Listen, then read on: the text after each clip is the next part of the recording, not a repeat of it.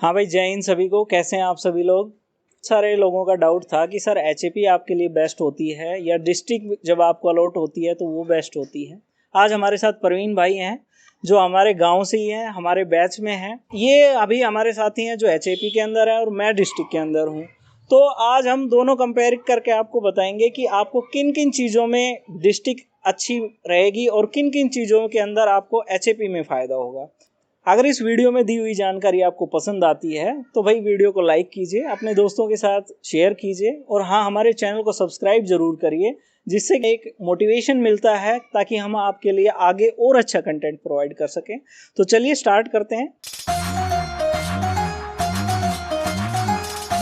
तो भाई सबसे पहले आपका यही क्वेश्चन होता है कि सर हमें डिस्ट्रिक्ट अलॉटमेंट कैसे होगी, क्या हमें अपना होम डिस्ट्रिक्ट मिल सकता है।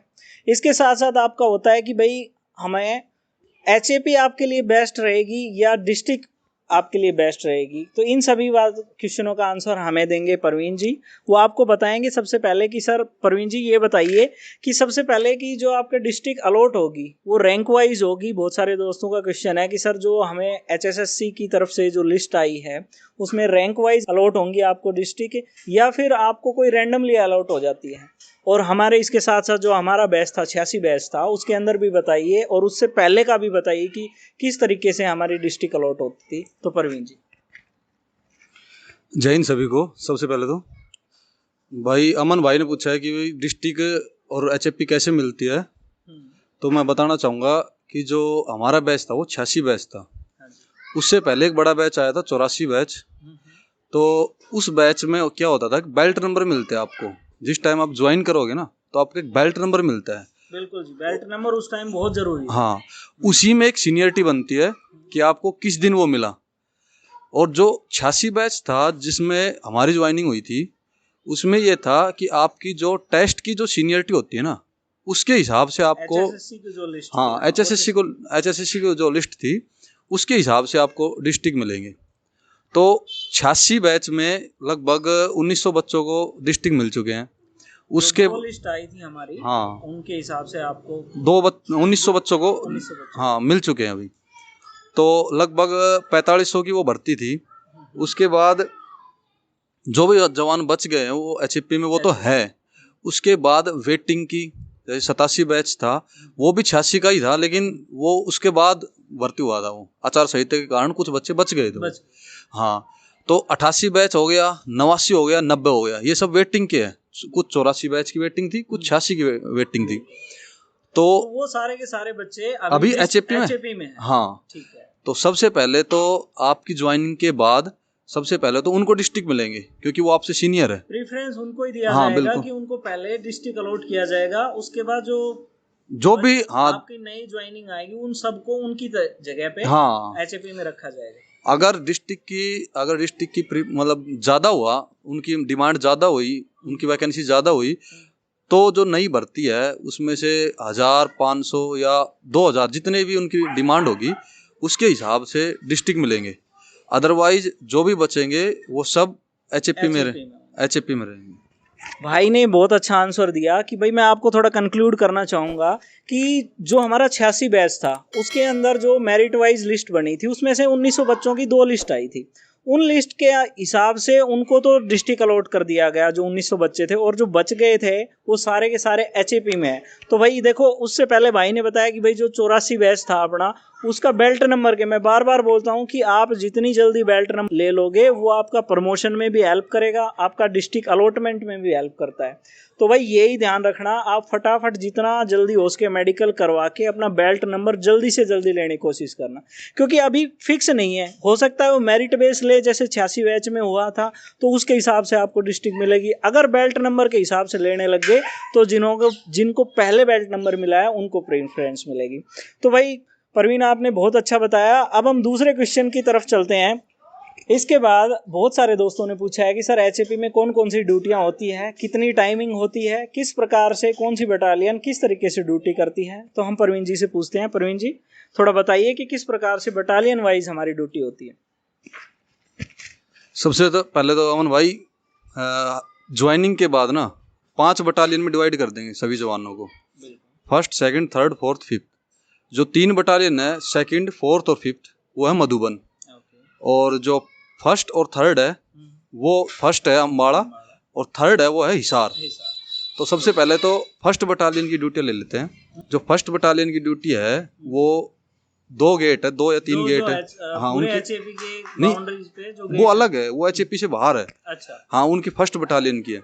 हाँ। तो उनकी गार्ड लगती है, 30-40 जो भी जवान वो लगाते हैं। उसके बाद उनकी CM हाउस जो चंडीगढ़ है वहाँ लगती है उनकी ड्यूटी। फर्स्ट बटालियन की आपकी गेट के ऊपर भी और CM हाउस हाँ, अम्बाड़ा जो बटालियन का गेट है ना, हाँ जी, उसके ऊपर लगेगी। उसके ऊपर, ठीक है। और जो दूसरी बात है वो है कि जैसे क्वार्टर मास्टर या और जो स्टोर होते हैं उनमें भी कुछ जवानों की फर्स्ट बटालियन की लगती नहीं, उनमें भी कुछ जवानों की जरूरत होती है जो फर्स्ट बटालियन की है, क्योंकि वो अम्बाड़ा है, वो मधुबन से बाहर है, ठीक है, तो उनकी भी ड्यूटी होती है। ठीक है। अब दूसरी होती है सेकंड बटालियन। जो मधुबन में जितने भी गेट है, जैसे ऑफिसर्स की कुछ कोठियां है, उनके ऊपर भी गार्ड लगती है। हाँ, एडम ब्लॉक होगी, लगभग 25 से 28 गार्ड है, वो भी सेकंड बटालियन की लगती है। पहले 4th थी, अब वो हटा के चेंज होती रहती है टाइम के हिसाब से, चेंज होती रहती जी। ठीक है। फिर सेकंड बटालियन की कुछ जवान यहाँ हो गए गार्ड में, कुछ होते हैं रिजर्व में, वो हर एक बटालियन के पास होते हैं। जो रिजर्व में जो GD में होते हैं उनको या तो कोई ड्यूटी आती है नफरी, उसमें जाना होता है जी, या कुछ हर एक के पास अलग क्वार्टर मास्टर स्टोर होता है, ऑफिस होते हैं, उनमें आप जा सकते हो। अच्छा, इसके साथ थर्ड बटालियन की और बता दीजिए। थर्ड बटालियन होती है हिसार। अच्छा, थर्ड बटालियन को कोई फिक्स नहीं है, ठीक है। वो आपको चंडीगढ़ भी भेज सकते हैं। चंडीगढ़ आपको किसी ऑफिसर्स की या किसी बहुत सारी जो कोठियां होती हैं उनके ऊपर भी लगती है, गार्ड लगती है, गार्ड की ड्यूटी होती है। बटालियन सर, 4th बटालियन की होती है। 4th बटालियन की एक तो MLA हॉस्टल जो चंडीगढ़ होती है, हाँ MLA हॉस्टल होती है। हाँ, तो भाई जैसे किसी को ये लगता हो कि सर मेरा चंडीगढ़ पास में है और मैं चाहता हूँ कि मैं MLA हॉस्टल में ड्यूटी करूँ, तो जिससे कि आपको बेनिफिट ये हो जाएगी कि आप ड्यूटी करने के बाद घर भी जा सकते हैं। तो ये एक प्लस पॉइंट रहेगा। जो चंडीगढ़ के आसपास के जो लोग हैं वो 4th बटालियन में अगर आते हैं, अगर MLA हॉस्टल में उनकी ड्यूटी लगती है, तो ये आपके आने जाने में लिए बहुत सुविधाजनक होगा, आप घर जा सकते हैं। अब बात करते हैं 5th की। जैसे हमने बताया कि हर बटालियन की अलग अलग ड्यूटी होती है, तो 5th बटालियन की अगर बात करें तो उनकी होती है हरियाणा भवन। लगभग एक कंपनी में 72 जवान होते हैं। अच्छा, तो वो एक कंपनी दिल्ली हरियाणा भवन होती है उनकी ड्यूटी जी। तो अगर हाँ, हरियाणा पुलिस की ड्यूटियां दिल्ली में भी लगती हैं। हाँ, दिल्ली में लगती है हरियाणा भवन में, 5th बटालियन की लगती है वो। और कुछ वो CSO के अंडर आती है, तो कुछ जवान उसमें खेल के अंदर भी जा सकते, खेल कोटे के अंदर, तो उसमें वो भी होते हैं। अच्छा प्रवीण जी, मैं एक क्वेश्चन पूछना चाहूँगा यहाँ पे। अगर वहाँ पे दिल्ली ड्यूटी लगती है तो दिल्ली का HRA काफ़ी ज़्यादा होता है, हमारा लगभग 24% HRA होता है, तो क्या वो वहाँ पे जो जवान ड्यूटी करते हैं उनका HRA मिलता है वहाँ पे? मन भाई, HRA की तो बात ये है कि HAP में ना आपको HAP के हिसाब से HRA मिलेगा, जो लगभग 10% होता है। अच्छा, और वो भी शायद मिल जाए तो, लेकिन मुश्किल होता है HRA मिलना। हाँ, ये अलाउड होता नहीं है वहाँ, क्योंकि आपको जो रहने का जो देते हैं ना उसी में कट हो जाता है वो 10। तो देखिए, आपका एक क्वेश्चन और था कि सर जब अगर आप HAP ज्वाइन करते हैं तो क्या हमें HRA मिलेगा? तो भाई इसका आंसर है, आपको HAP के अंदर एक फिक्स अमाउंट ऑफ HRA होता है जो आपका 10% होता है, लेकिन ये फिक्स नहीं है। ये फिक्स नहीं होता कि आपको HRA मिलेगा ही मिलेगा। तो सबसे पहले जब आप ज्वाइनिंग करो, उसके साथ ही आपको सबसे पहला काम करना है कि आपको क्वार्टर के लिए एप्लीकेशन लगा देनी है। प्रवीण जी थोड़ा बताएंगे कि क्वार्टर लेना कितना बेनिफिशियल रहेगा वहाँ पे? आपको अगर HRA नहीं मिलता तो क्वार्टर की सुविधा कितनी अच्छी होगी, आपकी फैमिली के लिए कितना अच्छा होगा? तो चलिए प्रवीण जी बताइए। सबसे पहले तो भाई अमन भाई ये है कि जितने भी आप ज्वाइनिंग करो, जितने, तो आप एप्लीकेशन सबसे पहले दो, क्योंकि वो उसमें सीनियर के हिसाब से मिलेगा आपको। जैसे हमारा जो बैच है 86 बैच, उसमें अगर जिसको डिस्ट्रिक्ट मिल गया वो क्वार्टर खाली करेगा, फिर उसके बाद आपको वहाँ से जो क्वार्टर है वो छोड़ना पड़ेगा, और जिसको भी एप्लीकेशन पहले होगी क्वार्टर मिल जाएगा उनको। कि आपकी ड्यूटी मान लो कहीं दूसरे डिस्ट्रिक्ट में चली जाए, तो आपको फायदा ये है कि आपको एकेडमी के अंदर ही आपकी फैमिली रह सकती है। हाँ, कोई दिक्कत नहीं। अदरवाइज आपको क्वार्टर नहीं मिले तो आप अपने बिहाफ पे बाहर जो कॉलोनी है उसमें आप क्वार्टर ले सकते हो। प्रवीण जी, मैं एक बात और पूछना चाहूँगा। बहुत सारे दोस्तों ने ये और पूछा था कि भाई क्वेश्चन कि हम जब एचएपी में ड्यूटी करते हैं तो उसके साथ क्या हम रूम ले सकते हैं, बाहर रूम ले सकते हैं और अपनी फैमिली को वहाँ पे रख सकते हैं क्या? तो थोड़ा इसके बारे में बताइए। भाई ये है कि रूम या जो क्वार्टर है वो आप बाहर ले सकते हो, कोई इश्यू नहीं है। फिर ये है कि बाहर और अंदर में तो अंतर होता है, टाइमिंग का थोड़ा गैप टाइमिंग का होता है। वो आपको जैसे आप जिस दिन ट्रेनिंग पे जाओगे आपके फालन होते हैं, हाँ जी। 4 बार आपकी गिनती होती है दिन में, तो उसमें आपको आने जाने में ना दिक्कत होगी, तो आप ले सकते हो और किसी को कोई इश्यू नहीं है।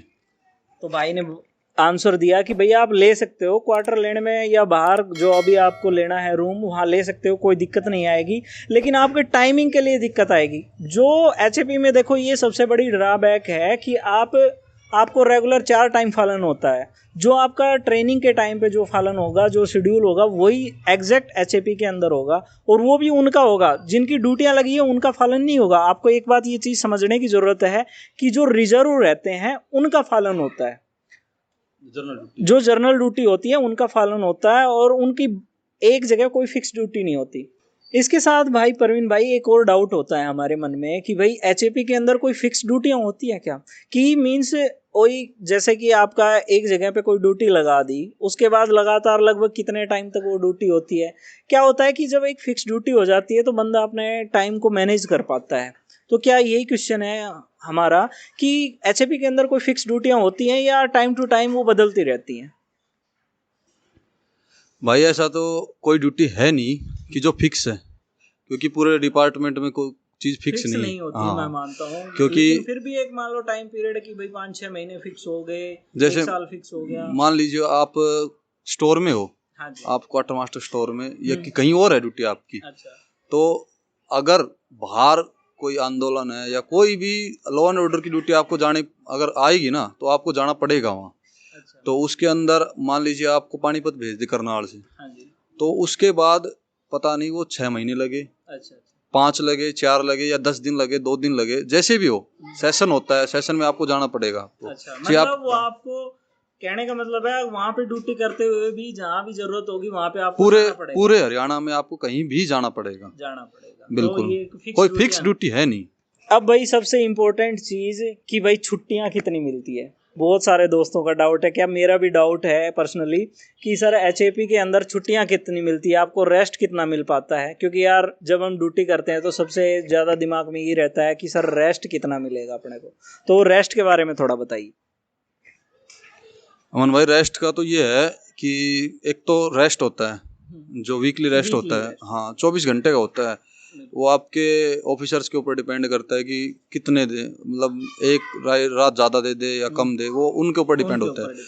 लेकिन आपकी जो छुट्टियाँ होती है 20 ईएल होती है, 15 ईएल होती है, वो आपकी होती है, वो आप कभी भी ले सकते हो, उसमें दिक्कत नहीं है, उसमें दिक्कत नहीं आएगी अगर छुट्टी बंद नहीं है तो। अगर छुट्टी बंद है, कोई इमरजेंसी है या कोई जैसे सेशन जा रहा है उसके अंदर अगर ऑर्डर है, तो आपकी छुट्टियां बंद हो सकती है। इमरजेंसी में कोई छुट्टी बंद नहीं है। इसका मतलब यही है भाई, जो आपको सरकारी सीएल और ईएल मिलती है उसके साथ साथ आपको रेस्ट कम मिलेगा। मीन्स जो एचएपी के अंदर होगा वो रेस्ट कम मिलता है, लेकिन डिस्ट्रिक्ट के अंदर ये थोड़ा डिफरेंट है। मैं उसके बारे में आपको बताऊंगा कि रेस्ट डिस्ट्रिक्ट के अंदर ज़्यादा मिलेगा। अगर आपको रेस्ट चाहिए, छुट्टी चाहिए, तो डिस्ट्रिक्ट के अंदर ज़्यादा मिलेगी, आपको एचएपी के अंदर कम मिलेगी। तो भाई लास्ट में आज हम आपको कंपेयर करके बता देते हैं कि डिस्ट्रिक्ट अगर आपको मिलता है तो आपको क्या कौन कौन से फ़ायदे होंगे, कौन कौन से नुकसान होंगे, और इसी के साथ साथ एचएपी के अंदर भी कौन कौन से फ़ायदे होते हैं, कौन कौन से नुकसान होते हैं। तो प्रवीण भाई, सबसे पहले कि जो रेगुलरिटी हमें मेंटेन मिलती है वो आपकी डिस्ट्रिक्ट के अंदर मिलेगी। एचएपी के अंदर आपको थोड़ी रेगुलरिटी कम मिलेगी, कि मतलब एक तरह की ड्यूटी अगर हमने लगा दी तो वो बार बार चेंज होती रहती है, वो कंटिन्यूटी नहीं होती। तो यही कहना चाहूँगा कि भाई रेगुलरिटी आपको डिस्ट्रिक्ट के अंदर ज़्यादा मिलेगी, आपको एचएपी के अंदर कम मिलेगी। दूसरा हमारा है एचआरए। सबसे मोटा बात होती है भाई एचआरए डिस्ट्रिक्ट के अंदर मिलता है, और डिस्ट्रिक्ट के अंदर भी 3 कैटेगरी होती है, उनके बारे में हम किसी और वीडियो में बात करेंगे। आपकी 8, 16 और 24% की कैटेगरी होती है। आपको एचएपी अगर आप ज्वाइन करते हैं तो उसके अंदर आपको भाई एचआरए नहीं मिलेगा, ये सबसे बड़ा ड्रॉबैक है आपका। उसके बाद बात करें छुट्टियों की, जो सबसे इम्पोर्टेंट है, तो भाई एचएपी के अंदर आपको छुट्टियां कम मिलेंगी, रेस्ट कम मिलेगा आपको। डिस्ट्रिक्ट के अंदर आपको रेस्ट ज़्यादा मिल जाएगा, छुट्टियाँ ज़्यादा मिल जाएगी। दूसरी बात करते हैं भाई, एक देखो डिस्ट्रिक्ट के अंदर भी एक थोड़ी ड्रॉबैक है कि ड्यूटियाँ आपकी डिस्ट्रिक्ट के अंदर परवीन भाई ज़्यादा होती है। मैं ड्यूटी दे रहा हूँ डिस्ट्रिक्ट के अंदर, तो मुझे पता है कि बहुत ज़्यादा ड्यूटियाँ होती हैं, आपको रेस्ट मिलता है तो उसके साथ साथ ड्यूटियाँ भी ज़्यादा में होती है। लेकिन अगर HAP की अगर हम बात करते हैं तो वहाँ पे आपको रेस्ट ज़्यादा मिल जाता है, सिर्फ एक अटेंडेंस का पालन का होता है थोड़ी दिक्कत, लेकिन टाइम के हिसाब से वो सब भी मैनेज हो जाता है। आई थिंक वो एक हैबिचुअल हम हो जाते हैं उस चीज़ के, ट्रेनिंग के बाद वो सब कुछ हैबिचुअल हो जाता है, कोई दिक्कत नहीं आती। तो अगर आपको रेस्ट की बात हो तो HAP में ज़्यादा मिलेगी। और इसके साथ साथ अगर आपको रेस्ट ज़्यादा मिल रहा है तो इसका मतलब आप पढ़ाई का टाइम आप ज़्यादा निकाल सकते हो। अगर आप पढ़ना चाह रहे हो कि भाई मैं इस जॉब के साथ साथ कोई और जॉब की तैयारी करूं, तो आपको क्या करना पड़ेगा, HAP के अंदर आपको बेनिफिशियल रहेगा आपका। HAP में पढ़ने के लिए टाइम, HAP में पढ़ने के लिए HAP में पढ़ने के लिए अमन भाई टाइम बहुत है। आप अगर चाहो ना तो कम से कम दिन में 8 घंटे आप पढ़ सकते हो, इतना तो टाइम आपको। अगर आपको किसी दूसरे एग्जाम की तैयारी करनी है तो बिल्कुल HAP आपके लिए बेस्ट रहेगा। बिल्कुल आपके पास, बिल्कुल। अगर जब तक लॉ एंड ऑर्डर की ड्यूटी, वो भी कुछ ज्यादा नहीं होती, साल में ज्यादा से ज्यादा आप 1 महीने या 1.5 महीने चले जाओगे, बाहर रहते हैं और बिल्कुल। बाकी वहीं पे रहते हैं। बाकी आप वहीं पे रहते तो हो। वहीं पे रहने का मतलब ये हो गया कि भाई आपको वहाँ पे टाइम मैनेज अच्छे से कर पाओगे, आप उसको अच्छे से मैनेज करोगे तो अच्छे से स्टडी कर सकते हैं। तो दूसरे जॉब के लिए आपके लिए HAP बेस्ट रहेगी। लास्ट में आप रह गया भाई फैमिली के लिए। अगर आपको HAP के अंदर क्वार्टर मिल जाता है तो प्रवीण भाई मेरे हिसाब से वो बेस्ट रहेगा, बेस्ट रहता है, टाइम आप पूरा दे सकते हो, पूरा टाइम दे सकते हैं उसमें। तो यही बात होगी भाई कि आपका डिस्ट्रिक्ट के अंदर भी आपको क्वार्टर मिलते हैं, वो अच्छी चीज़ है। लेकिन आपको HAP में अगर क्वार्टर मिलता है तो वो और बढ़िया रहेगा आपकी फैमिली के लिए। तो भाई आप देखिए, हमने आपको प्रो और कौन सारी चीज़ें बता दी कि आपको डिस्ट्रिक्ट में क्या क्या फ़ायदे होंगे, HAP में क्या क्या फ़ायदे होंगे। आप इन चीज़ों को अपने हिसाब से मोल्ड कर सकते हैं, आप अपनी रिक्वायरमेंट के हिसाब से देख सकते हैं कि हमारे लिए कौन सी बेस्ट रहेगी। दोनों चीज़ें बेस्ट हैं। आपको चीज़ें अपने थोड़ी थोड़ी कुछ फ़ायदे हैं, कुछ डिस्ट्रिक्ट के फ़ायदे हैं, कुछ नुकसान है। इसी तरीके से कुछ HAP के फ़ायदे हैं तो कुछ नुकसान है। अमन भाई बात यह है कि डिस्ट्रिक्ट और HAP, मान लीजिए आप रेवाड़ी के हो, हाँ जी। अगर आपको गुड़गांव डिस्ट्रिक्ट मिल गया और तो आपके लिए सबसे बेस्ट है, क्योंकि आप अप डाउन कर सकते हो। उसी के साथ जो डिस्ट्रिक्ट गुड़गांव डिस्ट्रिक्ट, जिसके मान लो कैथल है, जींद है, उनको अगर गुड़गांव डिस्ट्रिक्ट मिल गया तो उसके लिए वो डिस्ट्रिक्ट नुकसान है। उसी के लिए अगर आपको HAP मिल जाए वहाँ, या चंडीगढ़ चले जाओ, 1st बटालियन में चले जाओ, तो वो बेस्ट है उनके लिए, क्योंकि वो उनको नजदीक है, 24 घंटे में अप डाउन कर सकते हैं। ये सिर्फ नजदीक का फर्क है। तो परवीन भाई ने बिल्कुल सही बताया कि भाई आपको डिस्ट्रिक्ट और HAP में फायदा तभी है जब आपका होम डिस्ट्रिक्ट मीन्स जहाँ पे आप रहते हैं वो आपका पास में है। अगर डिस्ट्रिक्ट आपको मिल गया और दूर मिल गया तो परवीन भाई कोई फायदा नहीं है उस चीज़ का। अगर आप मान लो चंडीगढ़ के आसपास रहते हैं और आपको HAP मिलता है तो वो आपके लिए बेनिफिशियल रहेगा, ना कि आपका पलवल रेवाड़ी वगैरह इस तरीके से। तो यही है भाई कंक्लूजन, आपको अपने रिक्वायरमेंट के हिसाब से देखना है कि आपके लिए कौन सी चीज़ बेस्ट रहेगी। और घबराना बिल्कुल नहीं है, HAP भी बढ़िया है परवीन भाई और डिस्ट्रिक्ट भी बढ़िया है। तो इस चीज़ों में बिल्कुल घबराने की ज़रूरत नहीं है कि भाई अब मुझे तो HAP मिल जाएगा, मेरी रैंक कम है, या मुझको तो डिस्ट्रिक्ट मिल जाएगा, रैंक अच्छी है। तो ये घबराने की ज़रूरत नहीं है। ठीक है, तो आई होप आपके जो भी कोई डाउट्स होंगे हमने सारे सोल्व कर दिए हैं। अब आपको डिस्ट्रिक्ट और HAP से रिलेटेड कोई और डाउट हो तो हमें कमेंट करके बता सकते हैं परवीन भाई, और हम आपको कमेंट्स का आंसर ज़रूर देंगे। इन लास्ट मैं आपको यही कहना चाहूँगा कि भाई अगर आपको हमारी दी हुई जानकारी अच्छी लगी है तो भाई वीडियो को लाइक कीजिए और अपने दोस्तों के साथ शेयर कीजिए इस जानकारी को। बिकॉज परवीन भाई बहुत सारे दोस्तों का, ये हमारे जो नए साथी हैं उनका बहुत सारे का डाउट है कि भाई HAP बढ़िया है या डिस्ट्रिक्ट बढ़िया है। तो आई होप इस वीडियो से आपको ये सारे के सारे डाउट्स आपके क्लियर हो जाएंगे। इसके अलावा भी अगर आपके कोई डाउट बचते हैं तो आप हमें कमेंट करके ज़रूर बताइए। और हाँ, हमारे चैनल को यार सब्सक्राइब ज़रूर करिए, जिससे कि हमें और अच्छा आपके लिए कंटेंट लाने में मदद मिलेगी, हमें मोटिवेशन मिलेगा। और परवीन भाई हमारे चैनल में आने के लिए और इस इतनी जानकारी देने के लिए, उसके लिए भी आपका बहुत बहुत धन्यवाद। Thank you. तो चलिए मिलते हैं नेक्स्ट वीडियो में आपको किसी और अच्छी जानकारी के साथ। तब तक अपना ख्याल रखिए, खुश रहिए। जय हिंद।